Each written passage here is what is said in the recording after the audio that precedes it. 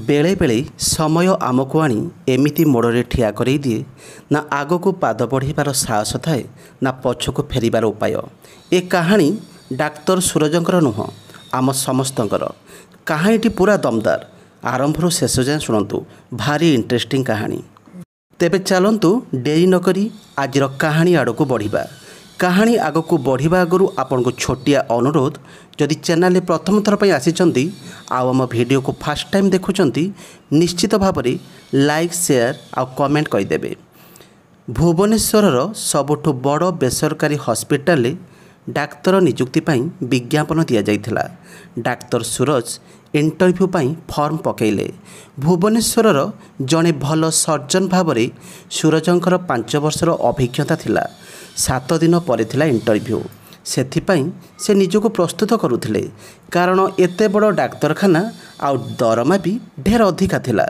आज थिला interview. Coat tie सहित मार्जित पोशाक पिंधि से डाक्तरखाना ठीक समय पहुँची गले। देखिबा बेलकु 50 रु ऊर्ध्व डाक्तर इंटरव्यू आसीथिले। सेठारे 3 राउंड इंटरव्यू थिला। 1 घंटा बसी रहिबा परे प्रथम राउंड इंटरव्यू डकागला। इंटरव्यू रूम रे बसीथिबा 4 जन सूरज को एपट सेपट करी गुड़ाए प्रश्न पचाइले। सूरज सेमानकर सब प्रश्नर सठिक उत्तर दे प्रथम राउंड पास करिगला। अध घंटा बसिबा परे द्वितीय साक्षात्कार को डकागला। सेठारे भी से सफलतार सहित उत्तीर्ण होई गले। एबे थिला तृतीय बा शेष साक्षात्कार। एही साक्षात्कार पास करि जाइथिले से सबुठु बड़ डाक्तरखाना रे नियुक्ति पाई जाइथान्ते। तेणु से रूम बाहर बसी अपेक्षा करते भितर डाकरा आसवा। 1 घंटा पर पियन आसी सूरज को कहला। निज पोशाक टिके सजाड़ी दे से पियन पछे पछे चलिले। पियन जनक रूम्र कबाट खोलीदेले। भितर को पशिया पर जेतेबेले सामने बसीथिबा लोक को देखिछंती चमकी पड़िले सूरज। गुड आफ्टरनून कहू कहू अधारे अटकी गले। मुहर भावरे परिवर्तन होईगला। सांगे सांगे कौन करिवे किछि स्थिर करि पारलेनी।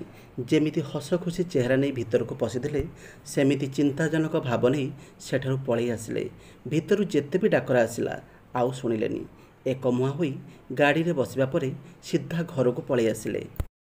हेले कौन पाई शेष राउंड रे पास करिथिले सूरज सबुठ बड़ डाक्तरखाना रे डाक्तर नियुक्ति पाई जाइथान्ते। किंतु कौन पाई से रूम रो अचानक पळै आसिले आ से लोक जनक किए जहाकू देखी सूरज चमकी पड़िले। सत घटना जानिबा पई पूरा वीडियो देखंतु। घर को फेरिबा परे कोट टाए काढ़ी दे चेयर उपरे बसी पड़िले। तांको चेहरा रे चिंता एबे भी स्पष्ट भाव में बारी होई पड़ुथिला। से भाबुथिले यह केमिति संभव, एबे मु कौन करिबी। तांकर सबु पूर्व कथा मने पड़ी जाउथिला। काहेकि ना से सबु कथा निज हाथ रे नष्ट कई देइथिले। एमिति अनेक कथा भाबु भाबु केतेबेले तांको निद आसी जाइथिला। से दिन बीती जिबा परे परदिन तांको पाखकु सेही डाक्तरखानारू फोन आसिला। कौन करिवे न करिवे किछि भाबी पारलेनी। रिंग होई होई फोन कटिगला। अल्प समय परे पुणी थरे फोन आसिला। बहुत भाबिबा परे फोन उठेले। सेपटु सुबिला, डॉक्टर सूरज काली आपनकर इंटरव्यू अधारे रही जाइथिला। आज आसंतु, आपनकु आम एमडी मैडम निजे निमंत्रण करिसंती। फोन कटिबा परे से कौन करिवे किछि स्थिर करि पारलेनी। अल्प समय भाबिबा परे जीवा पई बाहरिले। किछि समय परे से हॉस्पिटल पहुँची गले। पियन आसी एमडी को चांबर को डाकी नहीं गले। एमडी हेउछंती से डाक्तरखानार मालिकाणी। भीतर को जीवा परे निजे एमडी चेयर देले बसिबाकू। जेउ एमडी को देखी गतकाली से चमकी पड़िथिले, आज तांको सामने बसी निजको असहज मने करुथिले सूरज। हड़बड़ी निजे निजे कथा कहिबाकू आरंभ कले। आपनको डाक्तरखानार विज्ञापन देखिथिली तो, तेणु भाविथिली चेष्टा करिया पई। एमितिरे भी मु अनेक हॉस्पिटल काम करुच्ची। सेठू एमडी कहिले कि आमको भी जड़े भल सर्जनकर आवश्यकता रही। आपण तो जड़े भल सर्जन आउ ऑन्कोलॉजिस्ट आपणक परि प्रतिभा संपन्न डाक्तर आम हॉस्पिटल पर निहाती आवश्यक। तेणु प्लीज जॉइन करि नियंतु। प्रकृत में डाक्तर सूरज से समय बेरोजगार थिले। से मिछ कहिथिले कि से कौन डाक्तरखाना रे काम करुछंती बोली। तांकर गुण पाई कौन डाक्तरखाना रे से अधिक दिन जाए तिष्ठि पारु नथिले। से जने सिद्धांतवादी और गरीब को दया करिया परी मनीष थिले। तेणु डाक्तरखाना कौनसी गरीब को देखिले से बिना मूल्य चिकित्सा करुथिले। आउ एही गुण पई से कौनसी डाक्तरखाना अधिक समय रही पारु नथिले। सबुठु बड़ डाक्तरखानार एमडी जेतेबेले पुणी थरे जॉइन करने को अनुरोध कले सूरज उठी छिड़ा हो गले। आ संध्या भितर कहि कही सेठारु पळेई आसिले। पछरु एमडी कहूथिले कि चा तो पीकी जातु। सूरज सॉरी मु चा पिएनी एति कही सेठारु पळेई आसिले। सकाळ जाई संध्या हैला। एमडी सूरजंक उत्तर अपेक्षा थिले हेले उत्तर न आसिबारु निजे एमडी तांको फोन कले आउ कहले कि आपण किछि कहिलेनी मु अपेक्षा थिली। सेठु सूरज कहले कि सॉरी मु आपन हॉस्पिटल रे काम करि परिबिनी। एमडी कहले कि प्लीज एमिति कहतुनी आपण जहाँ चाहिए सबू आपण अनुसार हेबो। आपण जो गरीबर चिकित्सा मागवानी करने को चाहिए करें प्लीज मानि जातु। सूरज कहले कि ठीक अच्छी भलरे चिंता करके देखंतु मो पाई बहुत क्षति सहवाक पड़ पारे। सेठू एमडी कहले कि मु राजी अच्छी आपण काली सकाळु आसी जॉइन करंतु। सूरज हाँ करी फोन काटिदेले। सूरज राजी हो जिबारु एमडी मैडम दीर्घ श्वास छाड़िले आ मनरे एक खुशी भरीगला। से भी पछ कथा सबू भाविबाक लागिले। सहरर सबुठु बड़ डाक्तरखानार एमडी थिले मालिकाणी संगीता। आ संगीता थिले डाक्टर सूरजंकर पूर्व पत्नी। तेबे 2 वर्ष आगु कहीं उभयंक भितर छाड़पत्र हो जाइथिला जानिले आपणकर भी कौतूहल बढ़ीजिव। सूरज जड़े धर्मात्मा परी मनीष थिले। गरीबों उपरे सबु टंका खर्च कर देउथिले। भिकारी को घर को नहीं आसुथिले। नुआ नुआ पोशाक भल भल खाइबा देकी पुणी पठाई देउथिले। एतिक नुहे गलीर कुकुर माने भी सूरजंक सांग थिले। सबु कुकुर को से खाइबा को देउथिले। एथिपाई से ड्यूटी रु फेरिबा परे तांको घर आगरे सबु कुकुर एकाठी हो जाउथिले। सूरज तो केउ मासरे तांको पूरा दरमा गरीबों पई खर्च कर देउथिले। आ संगीतांकर एसबु पसंद नथिला। से सबुबले निजर एक भल परिवार देखा चाहूले। स्वामी को सहरर सबुठु बड़ नामी दामी डाक्तर हेबाकू स्वप्न देखुथिले। तांको बड़ लोकी हेबार पसंद थिला। तेणु से सूरजंक उपरे एपरी कामरे से चिड़ी जाउथिले। एथिपाई उभयंक भितरे कଳି झगड़ा बढ़िबाकू लागिला। आउ विवाहर 2 वर्ष परे उभयंक भितरे छाड़पत्र हो गला। छाड़पत्र परे संगीता बाप घर को पलाइले। बापा भी सहरर नामी दामी व्यक्ति थिले। बड़ बड़ व्यवसाय भितरु हॉस्पिटल गोटे थिला। बापा से हॉस्पिटल दायित्व ठीक से नहीं पारु नथिले। आ बापा भी बयसाधिक्य कारणरू शय्याशायी हेबाकू लागिले। एमिति एमिति 3 वर्ष परे बापा भी चलीगले। तो बापांकर एकमात्र संतान थिले संगीता। बापांक मृत्यु परे एबे से संपूर्ण एकुटिया होई सारिथिले। आउ सबु व्यवसायर दायित्व संगीतांक उपरे पड़िला। हेले से एकुटिया कारणरू अन्य व्यवसाय को बंद करी केवल हॉस्पिटल चलैबाकू निष्पत्ति नेले। आ सबु व्यवसाय बिक्री बाहर थिबा कोटी कोटी टंका को से हॉस्पिटल लगेई देले। गोटे वर्ष भितर से हॉस्पिटल भुवनेश्वर 1 नंबर हॉस्पिटल पलटि गला। एबे संगीतांकर स्वप्न भी पूरण हो सारिथिला।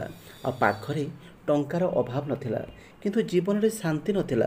पूरा एकुटिया हो सारिथिले। से जेतेबेले से जीवन में सबकिछि हासिल कर सारिथिले मन तांकर छटपट हेउथिला। धीरे धीरे तांकर सूरज कथा मन पड़ुथिला। आ ठीक सेही समय से दिन इंटरव्यू रे सूरजंक सहित देखा हो जाइथिला। तांको देखी से पुणी थरे सूरजंक पाइबा पई स्वप्न देखुथिले। शेषरे जेतेबेले सूरज तांको डाक्तरखाना रे जॉइन करिया पई राजी होई गले संगीता भी खुशी हो जाइथिले। परदिन सकाळु संगीता सूरजंक पसंदर शाढ़ी पिंधि हॉस्पिटल पहुँची गले और निज काम लगिगले। सूरज भी ठीक समय पहुँची गले। हेले से संगीतांक आड़क बेसी देखिलेनी। एमिति समय बीतीबारे लागिला किंतु संगीता निज मनर कथा कहि पारु नथिले। कारण निज काम सारिले डाक्तरखाना गोटे मुहूर्त भी रहु नथिले सूरज। आ निजे सबुबेले ड्यूटी रे व्यस्त रखुथिले। गोटे जगार थाई भी सूरजंक पाखरे पाई पारु नथिले संगीता। दिने संगीता सूरजंक खाइबा पाई निज घर को निमंत्रण कले। से दिन से निजे कार चले सूरजंक नहीं तांको घर को गले। जेमिति संगीतांक गाड़ी शब्द शुणिछंती तांको घर पाखरे बहुत सारा कुकुर आउ गाई जमा हो गले। आउ गाड़ी बाहरी संगीता भी सेमानकु निज हाथ में खाइबा देले। गाड़ी भितर थाई एसबु आश्चर्य होई देखुथिले सूरज। आज ताकू संगीता बहुत अधिका सुंदर लगुथिले। सूरज भाव विहलित हो पड़े। गाई और कुकुर आसी संगीतांक देहरे घसी हेउथिले। आ संगीतांकर देह को ଚାଟି ପକାଉଥିଲେ। ଆଗରୁ ଏ ପ୍ରାଣୀକୁ ଘୃଣା କରୁଥିବା ସଙ୍ଗୀତା ଆଜି ପ୍ୟାର ସେ ଆଉଁସି ଦେଉଥିଲେ। ଏହାପରେ ସଙ୍ଗୀତା ସୁରଜକୁ ନେଇ ଘରକୁ ଗଲେ। ସୁରଜ ପଚାରିଲେ କି ଏଇ ପରିବର୍ତ୍ତନ କେବେଠୁ? ଅଚାନକ ଆପଣ ପଶୁପ୍ରେମୀ କେମିତି ହୋଇଗଲେ? ସଙ୍ଗୀତା କହିଲେ କି କିଛି କଥା ପରେ ହୃଦୟଙ୍ଗମ ହୁଏ। କାହାର ଯିବା ପରେ କିଛି କଥା ମନେ ପଡ଼େ। ତ ତମେ ମୋ ଜୀବନରୁ ଯିବା ପରେ ମୁଁ ସେ କଥା ବୁଝିପାରିଲି। ସୁରଜ ସଙ୍ଗୀତାଙ୍କ ଆଡ଼କୁ ଅନେଇଲେ। ସଙ୍ଗୀତାଙ୍କ ଆଖିରେ ଥିବା ଭଲ ପାଇବାକୁ ସେ ବୁଝି ନେଇଥିଲେ। ସେଠୁ ସୁରଜ କହିଲେ କି ତମଠାରୁ ବିଚ୍ଛେଦ ପରେ ମୁଁ କେତେ ହସ୍ପିଟାଲରେ କାମ କରିଛି, ହେଲେ ମୋର ଏହି ଗୁଣ ପାଇଁ ବେଶୀ ସମୟ ରହିପାରିନି। ଦିନେ ତମ ହସ୍ପିଟାଲର ବିଜ୍ଞାପନ ଦେଖିଲି ଆଉ ଆବେଦନ କରିଦେଇଥିଲି, ହେଲେ ଜାଣିନଥିଲି କି ସେଇଟା ତମ ହସ୍ପିଟାଲ ବୋଲି। ଆଉ ଇଣ୍ଟରଭ୍ୟୁରେ ଜାଣିବା ପରେ କେମିତି ତମ ପାଖରେ କାମ କରିପାରିଥାନ୍ତି। ସଙ୍ଗୀତା କହିଥିଲେ କି ଅନ୍ୟମାନେ ସିନା ଜାଣିପାରିଲେନି, ହେଲେ ମୁଁ ତ ତମକୁ ଜାଣିପାରିଛି, ତମକୁ ଚିହ୍ନି ପାରିଛି। ଟଙ୍କାର ପାହାଡ଼ ଉପରେ ବସି ମଣିଷତ୍ୱ ଭୁଲିଯାଇ ମଣିଷ କେତେଦିନ ନିଜକୁ ଶାନ୍ତ ରଖିପାରେ? ସେମିତିରେ କେବେ ବି ନିଜକୁ ଶାନ୍ତି ମିଳେନି। ଏକଥା ବୁଝିପାରି ଯେବେ ମୁଁ ତୁମ ବାଟ ଆପଣେଇଲି, ଗରିବଙ୍କୁ ନିଜର କଲି, ଏ ମୂକ ପ୍ରାଣୀକୁ ଭଲ ପାଇବା ଦେଲି, ସେତେବେଳେ ମୋତେ ପ୍ରକୃତ ଶାନ୍ତି ମିଳିଲା। କଥା କଥାରେ ସେମାନେ ଖାଇବା ସାରି ଦେଇଥିଲେ ଆଉ ସୁରଜ ବାହାରିଲେ ଘରକୁ ଫେରିବା ପାଇଁ। ସେତେବେଳେ ସଙ୍ଗୀତା ପଚାରିଲେ କି ଗୋଟେ କଥା କହିବି ସୁରଜ? ସୁରଜ ହଁ କଲେ। ସଙ୍ଗୀତା କହିଲେ କି ତମେ କାହିଁକି ଦ୍ୱିତୀୟ ବିବାହ କରିନ? ହସି ଦେଇ ସୁରଜ କହିଲେ ଏ ଗରିବର ବନ୍ଧୁକୁ କିଏ ବା ବାହା ହେବ? ସାଙ୍ଗ ତ ବହୁତ ଅଛନ୍ତି, ହେଲେ କେହି ବି ଜୀବନସାଥୀ ହେବାକୁ ଚାହିଁଲେନି। ପାଖରେ ବି ଗୋଟିଏ ଟଙ୍କା ରଖିନି ମୁଁ। ସଙ୍ଗୀତା କହିଲେ କି ଟଙ୍କା ନଥିଲେ କ'ଣ ହେଲା? ତମ ପାଖରେ ଗରିବଙ୍କର ଆଶୀର୍ବାଦ ଭରପୁର ଅଛି। ତମ ପରି ମଣିଷ ପାଇବା ସତରେ ବହୁତ କଷ୍ଟ। ଯେବେ ମୁଁ ତମ ପାଖରୁ ଅଲଗା ହେଲି, ତାପରେ ଯାଇ ଏକଥା ବୁଝିପାରିଲି। ଆଉ ହୃଦୟର ଗୋଟିଏ କୋଣ କେବେଠୁ ଖାଲି ଅଛି। ତମ ପରି ହେବାକୁ ଚେଷ୍ଟା କରୁଛି, କିନ୍ତୁ ସେ ଖାଲି ଜାଗା ଏବେ ବି ଖାଲି ରହିଯାଇଛି। ସେଠୁ ସୁରଜ କହିଲେ କି ମୁଁ ଏବେ ବାହାରୁଛି, ଟିକେ ରୁହ ତ, ତୁମକୁ କିଛି କହିବାର ଅଛି। ସୁରଜ କହିଲେ କି କ'ଣ କହିବ? ସଙ୍ଗୀତା କହିଲେ କି କ'ଣ ଆମେ ଆଗ ପରି ଏକାଠି ହୋଇପାରିବାନି? ସୁରଜ କହିଲେ ନା, ଏବେ ମୋ ହୃଦୟ ଏକାଠି ରହିବା ପାଇଁ ଅନୁମତି ଦେବନି। ସଙ୍ଗୀତା କହିଲେ ମୁଁ ଏସବୁ ଛାଡ଼ିଦେବି, ଗରିବଙ୍କ ପାଇଁ ଦାନ କରିଦେବି, ସାଥିରେ କିଛି ବି ନେଇକି ଆସିବିନି। ସୁରଜ କହିଲେ କି ହସ୍ପିଟାଲ ଦାନ କରିଦେବା ଅପେକ୍ଷା ଗରିବଙ୍କୁ ମାଗଣାରେ ଚିକିତ୍ସା ଯୋଗାଇ ଦିଅ, ଏହାଠାରୁ ବଡ଼ ସେବା ଆଉ କିଛି ନୁହଁ।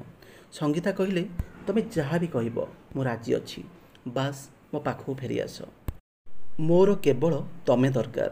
ସେଠୁ ସୁରଜ କହିଲେ କି ନା, ଏବେ ଆଉ ସମ୍ଭବ ନୁହେଁ। ଏବେ ମୁଁ ଜଣଙ୍କର ନୁହେଁ, ମୁଁ ସମସ୍ତଙ୍କର। ସାରା ପୃଥିବୀ ମୋ ଘର ଆଉ ସମସ୍ତେ ମୋ ନିଜର। ଆଉ ହଁ, କାଲିଠୁ ମୁଁ ଆଉ ତୁମ ହସ୍ପିଟାଲକୁ ଆସିବିନି, ତମେ ଆଉ କାହାକୁ ରଖିନିଅ। ପୁଣି ସୁରଜ ଆଉ କିଛି ବି ନ ଶୁଣି ଚାଲିଗଲେ। ଆଉ ଭିଜା ଆଖିରେ ସଙ୍ଗୀତା ସେମିତି ସୁରଜଙ୍କ ବାଟକୁ ଅନେଇ ରହିଥିଲେ। ଭାବୁଥିଲେ କି ବୋଧେ କିଛି ଲୋକ ଏମିତି ହୋଇଥାନ୍ତି ଯାହାକୁ ଥରେ ହଜେଇ ଦେଲେ ଆଉ ମିଳନ୍ତିନି। ତ କାହାଣୀଟି ଏତିକି ଥିଲା।